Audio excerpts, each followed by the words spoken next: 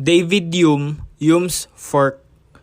Hume's Fork refers to David Hume's epistemological theory that all concepts are divisible into two distinct categories, relations of ideas and matters of fact, and that genuine knowledge may only be derived from those concepts identified as the latter. Hume defines relation of ideas as purely analytic concepts, knowable only a priori. They are ideas relating to ideas alone.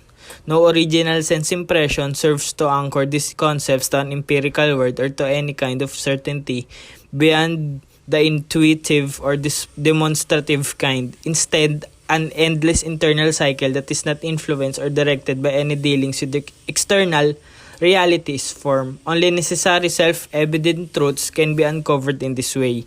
And while this may appear to the thinker to reveal the path to the stable and indubitable elements of true knowledge, they are nonetheless framed as the meaningless prong of the fork on account of their failure to provide anything other than empirically unverifiable or irrelevant claims.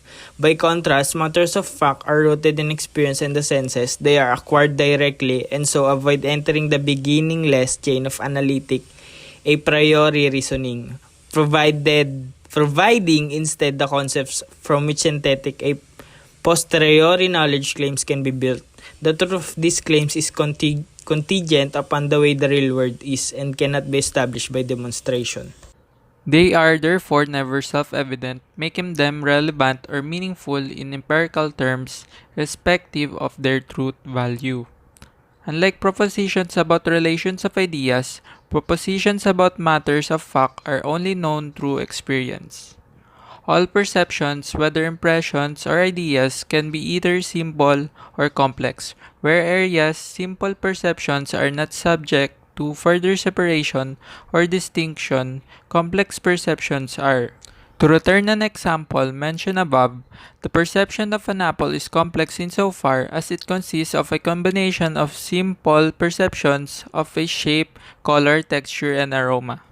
It is noteworthy that according to Hume, for every simple impression, there is a simple idea that corresponds to it and differs from it only in force and vivacity and vice versa. Thus, corresponding to the impression of red is the idea of red.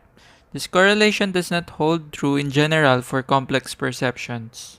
Although there is correspondence between the complex impression of an apple and the complex idea of an apple, there is no impression that corresponds to the idea of Pegasus or to the idea of a unicorn. These complex ideas do not have a correlate in reality. Similarly, there is no complex idea corresponding to the complex impression. Similar to the movie Dangerous Minds, here when it was first shown that Luan Johnson wanted to teach. She was very excited because she thought her teaching would be easy. But when she came to her class, she seemed insulted immediately and far from what she expected happened. But over time, she learned how to get their attention and she slowly got inside them. But in the way she thought, she was questioned because they said it out not fit with what teaching should be done. Here it has just been shown that it is easy to tell a person what to do when they not experiencing it. The relation of ideas where the right teaching should be done would not suit his students, so it made a unique teaching for them to listen. He also made the students read poems. He changed the idea and impression of them into poems, because they thought they were boring and tedious tasks. But he changed them by having a prize for those who could answer his question in the poem. And here, the students rejoiced and they almost had memories of every poem they read. It also has been shown that to know the situation of a student, you need to fit yourself in their situation. Because of this, you will only know the real reason for their decisions and actions if you know their situation. You can't judge someone if you just look at it. You must experience what they are going through so you can really tell the truth. It says, don't judge the book by its cover. Not only here but in many things that you can say this but will happen if you don't go to that situation.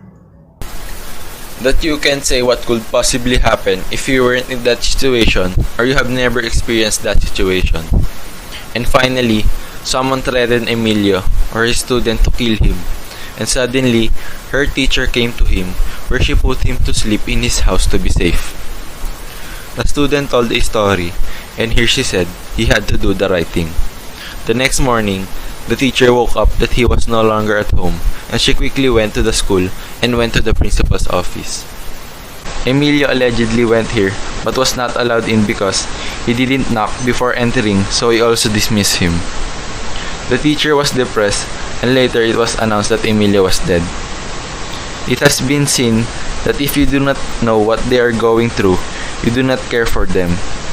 Where the principal of the school didn't know the student, so he was dismissed, and the result was death. Just like in the philosophy of David Hume, it is said that in order for you to know the truth, you have to see or you have to base on facts. Only because of this you can say that something is true. You also need to experience things so that you can say or know what is really going on in them.